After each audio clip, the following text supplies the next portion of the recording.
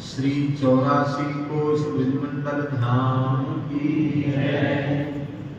श्री गीता वाटिका की है। श्री गीता वाटिका बिहारी बिहारी जी की है। परम श्रद्धे प्रातस्मरणीय पूज्य श्री भाई जी महाराज की है। परम पूज्य प्रातस्मरणीय श्री बाबा महाराज की है। परम पूज्य प्रातस्मरणीय श्री शेष जी महाराज की है। परम पूज्य प्रातस्मरणीय श्री स्वामी जी महाराज की है। परम पूज्य प्रातस्मरणीय श्री ठाकुर जी महाराज की है। परम पूज्य प्रातस्मरणीय श्री बेणुगुण पूज्य वाले श्री महाराज जी की है। परम पूज्य प्रातस्मरणीय श्री पंडित जी महाराज की है। परम पूज्य प्रातस्मरणीय बाबा श्री ठाकुरदास जी महाराज की है। सतगुरुदेव श्री भक्तमाली जी महाराज की है।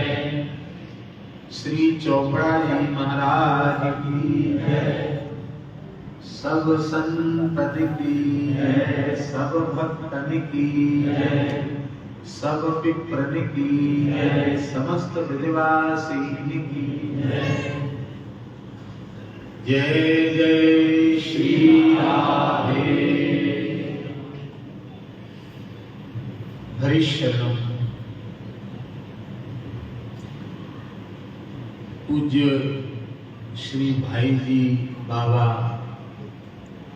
शेष जी, स्वामी जी, ठाकुर जी महाराज जी, पंडित जी महाराज, सभी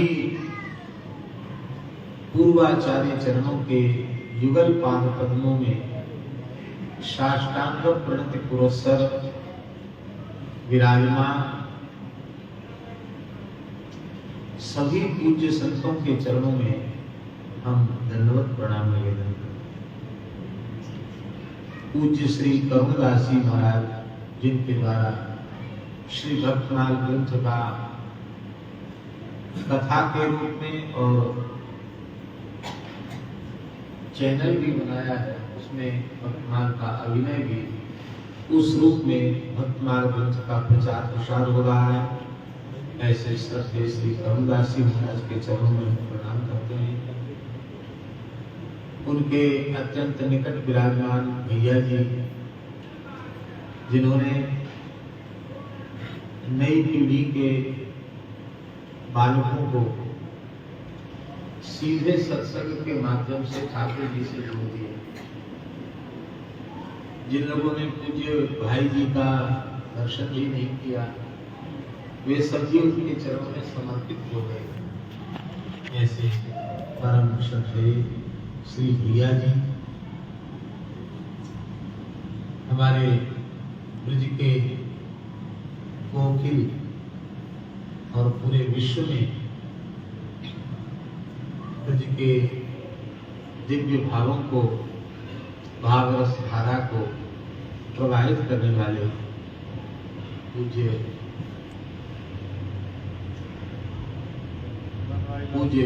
श्री, ऐसे नाम ने अपने को पितृतुल्य हैं, श्री बनवारी लाल जी, उनके निकट विराजमान श्री कृष्ण सेवा आश्रम, उसमें अत्यंत श्रद्धा पूर्वक पूज्य भाव से, आदर भाव से वेद लक्षणा भारतीय गोवंश की सेवा करते हुए और परम श्रद्धेय पूज्य श्री मास्टर बाबा जी, श्री श्री रामदास जी बाबा के पद चिन्हों पर चलते हुए जो कालक्षेप कर रहे हैं, नित्य सत्संग भी कर रहे हैं, सेवा भी कर रहे हैं, ऐसे पूज्य बाबा महाराज, हमारे भैया जी और श्री पूज्य बिहारी भैया जी, पूज्य श्री गणपत बाबा जी, श्री गोपाल जी, ज्ञानी जी, श्री मदन मोहनदास जी, मदन बाबा कहते हैं, और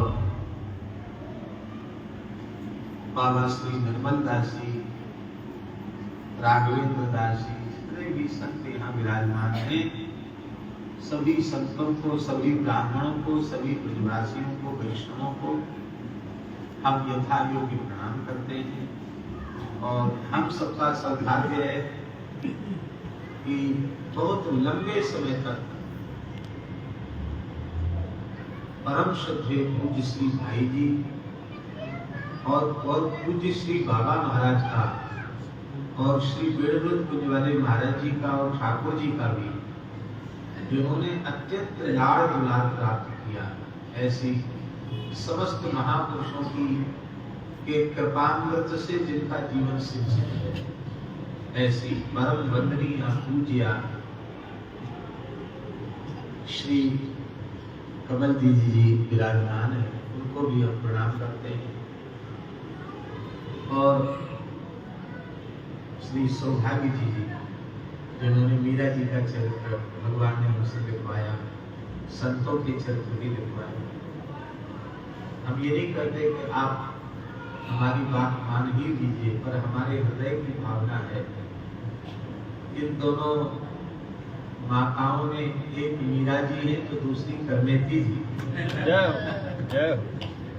इस युग की मीरा और इस युग की करनेती। महापुरुष जब विराजमान होते हैं तो उनकी महिमा हमारी समझ में आती है। अकस्मात में जब हमारे बीच से अंतर्धान हो जाते तब उनकी एक एक बात स्मृति में आती और फिर अनुगतों के जीवन में रोने के अतिरिक्त तो कुछ नहीं हो सकता। भगवान ने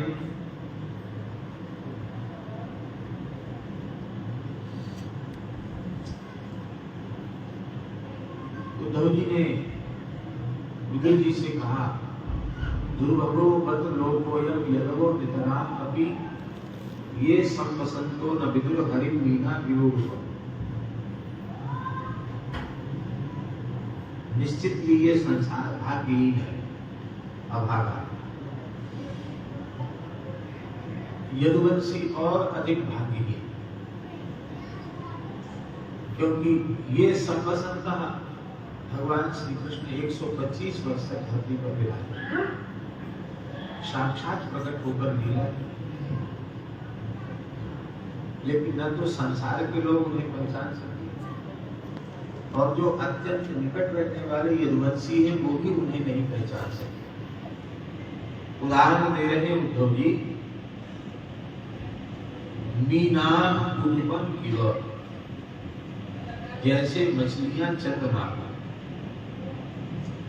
चंद्रमा क्षीर सिंधु से प्रकट हुआ, क्षीर सिंधु में ही मछली रहती है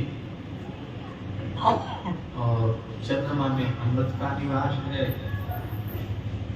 चंद्रमा का अमृत यदि मछलियां प्राप्त कर लेती तो धीवरों के भय से वे विमुक्त हो जाते, अजर अमर हो जाते, क्लेश उनका समाप्त हो जाता। लेकिन वे मछलियां चंद्रमा को भी अपने जैसा ही कोई जलचर प्राणी समझती है, उसका लाभ नहीं ले सकती। अब आधुनिक विज्ञान वाले लोग तो उसको एक विशाल भूखंड बताते हैं और वहाँ जीवन की खोज भी कर रहे हैं। लोग कहते हैं वहाँ तक पहुँच गए, भगवान जाने, अपने तो कुछ समझते नहीं, न जानते।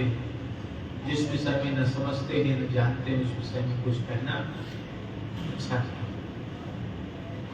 बाकी हमारे यहाँ प्रत्येक का आदि दैविक स्वरूप स्वीकार है।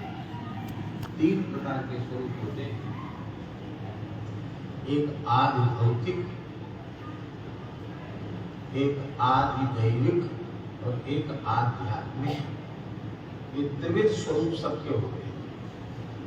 तो उसमें चंद्रमा का कोई आध्यात्मिक स्वरूप है तो उसका आदि दैविक स्वरूप भी है और वह आध्यात्मिक स्वरूप भी है। भगवान का मन है चंद्रमा, ये उसका आध्यात्मिक स्वरूप। हम सबका मन चंद्रमा ही है,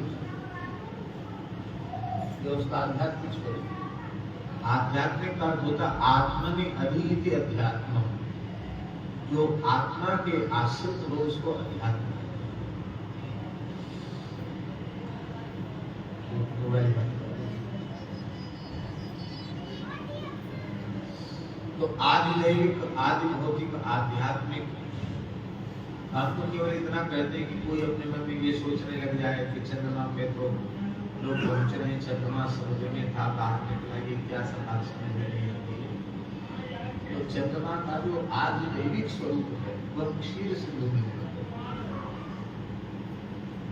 अधिभूत प्रकट हुआ ब्रह्मा जी के सृष्टि में, पर अधिदैव जो है वो चंद्रमा। तो चंद्रमा के संपर्क संबंध का लाभ मछलियां प्राप्त नहीं कर सकती। जो बात उद्धव जी ने श्री कृष्ण के संबंध में कही, वही बात भगवत स्वरूप संतों के संबंध। आज जिन पूज्य सेठ जी, भाई जी, स्वामी जी, बाबा महाराज प्रभृति अनेक दिव्य महापुरुषों का हम अत्यंत श्रद्धापूर्वक स्मरण करते हैं और भाव विह्वल भी कई बार हो जाते हैं।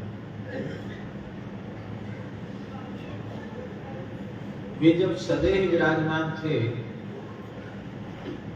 तब उतना लाभ उस काल के लोग नहीं ले पाए। उस काल में पहचान लेते तो बहुत विशेष लाभ हो।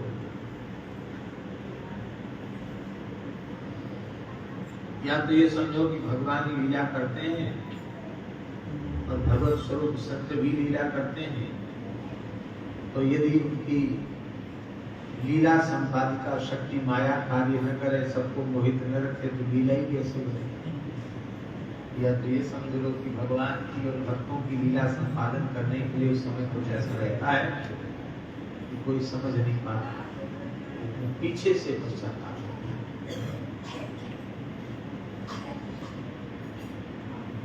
जो संत हो चुके हैं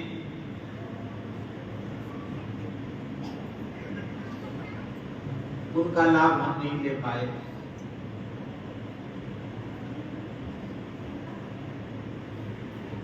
और जो प्रकट होने वाले हैं उनका लाभ तो मिलने की कोई आशा ही नहीं। पता नहीं किस योनि में होंगे, कहाँ होंगे, किस कर्म फल का भोगते हुए किस लोक में होंगे, इसका भी कोई ठिकाना नहीं। तो कैसे हम अपने जीवन को सार्थक बनाएं, हमने पूज्य गुरु